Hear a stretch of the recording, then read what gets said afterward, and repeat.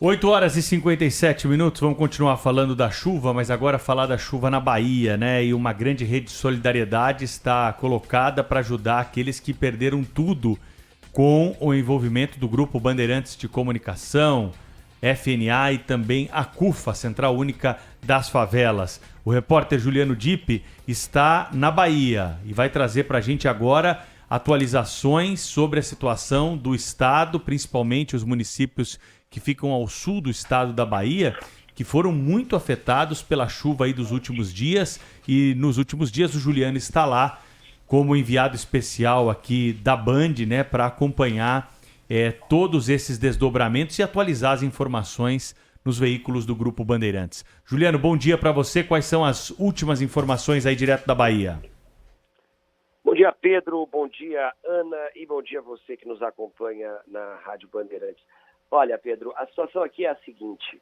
Nós tivemos que deixar às pressas o município de Itambé por causa do risco de rompimento de uma barragem que fica em Vitória da Conquista. Você sabe, né? Você e a Ana, além de apresentadores, têm uma carreira brilhante como repórter também, e a gente que está onde a notícia está. E ontem foi muito frustrante, quando por volta de 14h a gente teve que deixar Itambé por uma questão de integridade física, porque a chuva não para, mas ela é fraca. O problema é que a chuva que já caiu até agora encheu as barragens.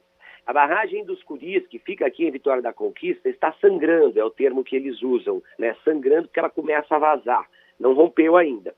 Ela chegou num volume que em 20 anos de existência jamais havia chegado a 75% do volume atual. Ou seja, o volume atual é completamente inédito para essa barragem. E o problema maior é o que está em Minas Gerais.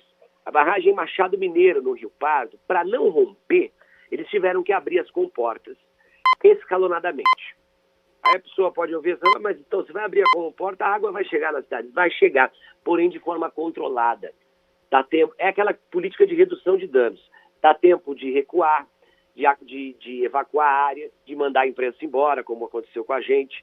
Dá tempo de fazer esse tipo de coisa. Ainda assim, o cálculo humano é falho. Você não sabe a velocidade que alcança. Então, as águas não chegaram nesses municípios no horário previsto. E o que aconteceu, durante a noite, muita gente foi pega de surpresa. Eu separei um vídeo na cidade de Encruzilhada, quando o carro começa a circular, tocando uma sirene, pedindo para que as pessoas evacuem as áreas de risco. Vamos ver se dá para ouvir, Pedro.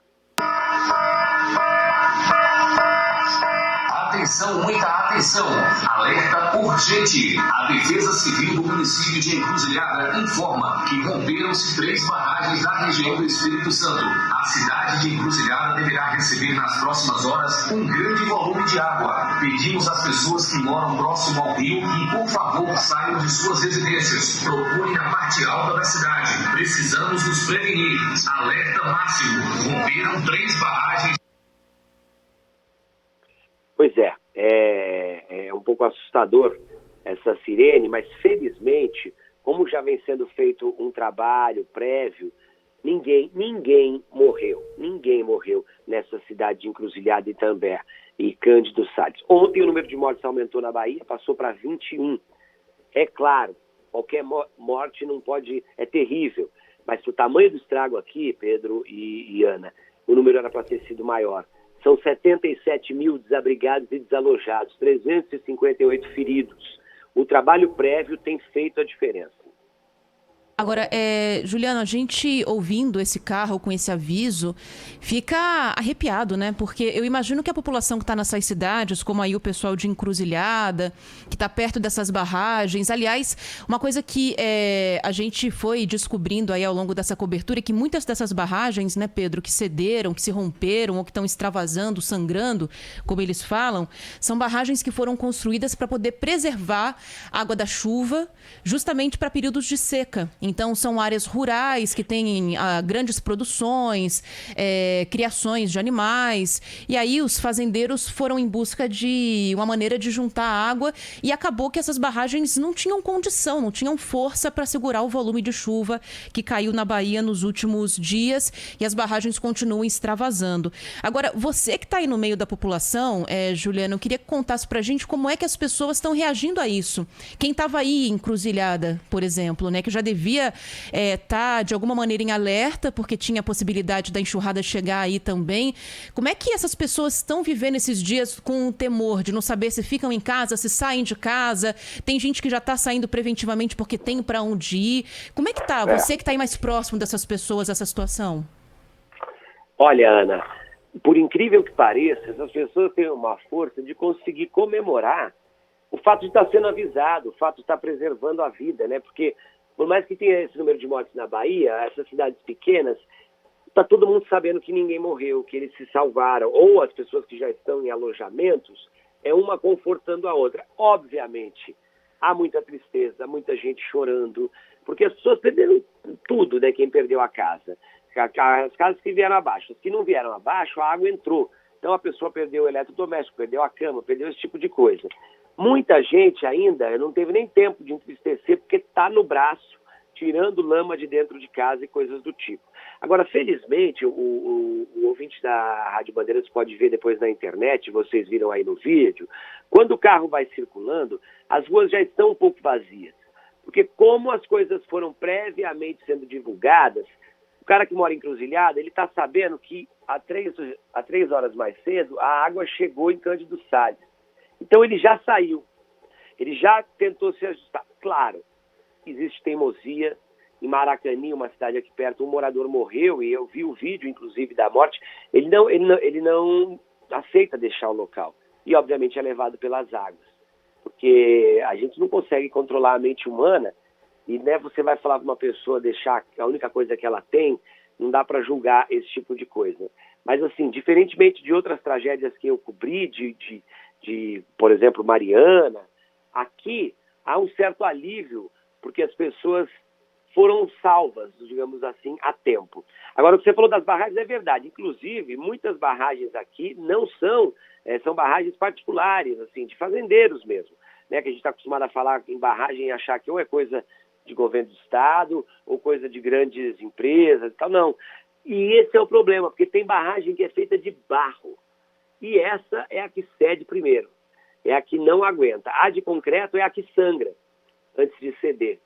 Aí é o que acontece aqui nos Curis. Nós temos um vídeo, inclusive, da barragem dos Curis. Dá para ver que a água está muito, muito próxima de passar por cima. E eu percorri de barco, de uma canoinha, o Rio Pardo, que é esse rio que nasce em Minas Gerais. Ele percorre 500 quilômetros até chegar no Oceano Atlântico, em Canavieiras, na Bahia. E é exatamente por isso que até Canavieiras está em risco e sob alerta e teve que evacuar áreas de risco. Porque a água vem e vem percorrendo o leito todo do rio. Como aconteceu, vamos lembrar em Mariana, né? A tragédia foi em Mariana, em Minas Gerais. A água foi ficar marrom no Rio Doce, em Governador Valadares, no Espírito Santo. Porque a correnteza leva. Ô Juliano, para a gente finalizar o bate-papo com você aqui por hora, no Jornal Gente da Rádio Bandeirantes, a realidade nesses rincões do Brasil aí, ela é muito diferente dos grandes centros, né? A gente não faz ideia, Pedro. A gente não faz ideia de como é. E é essa percepção que eu queria que o Juliano trouxesse um pouco aqui para o ouvinte da Rádio Bandeirantes. Ontem eu estava conversando com o Major Marcos Palumba, aqui do Corpo de Bombeiros, lá no Manhã Band News, né, no Band News TV, que eu apresento depois quando saio aqui da Rádio Bandeirantes todo dia, sobre o trabalho dos bombeiros aqui de São Paulo, ajudando, né, nessa tragédia na Bahia. E ele me contou, Juliano, que eles chegaram até uma pequena comunidade, onde tinha ali algumas pessoas que estavam isoladas por conta da chuva, e eles chegaram lá de helicóptero. Primeiro que o helicóptero assustou muito as pessoas, né, que nunca tinham visto uma aeronave daquela tão perto, pousar por ali. E depois, uma das mulheres que estava com a filha estava se recusando no primeiro momento a entrar na aeronave, porque ela nunca tinha andado de carro na vida dela. Então você imagina colocar uma mulher nessas circunstâncias dentro de um helicóptero junto com a filha pequena de colo. Tem que fazer o convencimento, né? E o Major Palumbo disse que os bombeiros de São Paulo estão treinados para esse trabalho humanitário, de convencimento, explicar que é seguro, que em poucos minutos eles chegariam num local ali onde poderiam receber medicamentos, comida e tudo aquilo que está sendo doado para o povo baiano. Então tem isso, né, Juliano? Você que está percorrendo aí lugares que não são pontos turísticos, não são grandes centros visitados, são locais do interior mesmo do Brasil, pouco conhecidos pela população dos grandes centros, né? Pois é, e muitas vezes a gente é pego de surpresa, né? Pra você ter uma ideia, no primeiro dia, a gente parou às 9h30 da noite e falou assim, bom, então vamos comer. Mas não existe nada que funcionasse a esse horário numa cidade de 20 mil habitantes, porque não tem, né, círculo comercial para ter um restaurante que vá até meia-noite, coisa do tipo, né? Então, para eles é tudo muito diferente. Mesmo porque, apesar de haver barragem e tal, como a Ana falou, a realidade aqui era outra, faltava água, né? Então, eles não estão acostumados. Para não dizer que não estão acostumados, eles estão acostumados com uma água que invade o quintal, bate na porta da casa. Isso já aconteceu outras vezes aqui, num passado não muito distante. Mas essa questão atual é diferente. Por isso até que, de certa forma, o contato entre as prefeituras tem sido intenso e importante, porque o prefeito lá de ele chama Candinho, lá de Itambé, ele já age sob as coordenadas que vem de Vitória da Conquista, porque é onde a água chega primeiro. Vitória da Conquista, por exemplo, é um município maior. Aliás, foi a prefeita de Vitória da Conquista que ligou para ele ontem, eu estava lá, e falou, evacue as áreas próximas aos rios. A água está chegando aqui, chegou em Cândido Salles e vai chegar aí em tanto tempo, coisas do tipo assim. Agora, uma coisa que não dá para negar também é o seguinte, como essas pessoas são receptivas, apesar de tudo que aconteceu, né, eles ainda conseguem ser gratos, vamos dizer assim, a gente por estar aqui, por estar realizando esse trabalho de divulgação, e até brincam, né, que queriam que a gente voltasse num momento mais oportuno. Agora, a serra que vem de Itambé para a Vitória da Conquista é uma das coisas mais lindas que eu já vi, assim, sabe? Realmente o nosso Brasil é maravilhoso. É uma pena que a Bahia esteja passando por isso nesse momento, e a gente sabe que todo janeiro, todo dezembro, um repórter vai cobrir enchente em algum lugar do Brasil, porque infelizmente as pessoas constroem as suas moradias em áreas de risco porque não tem opção. O Brasil é um país muito pobre. É verdade. Repórter Juliano Dipp, da Band, ao vivo aqui na Rádio Bandeirantes, trazendo percepções, informações, né, e contribuindo aí para trazer mais detalhes sobre o que está acontecendo na Bahia nesse momento. Bom trabalho para você, parabéns aí pelas suas entradas, pelas informações, pela forma como está realizando esse trabalho, e certamente voltaremos a manter contato aqui na Rádio Bandeirantes. Juliano.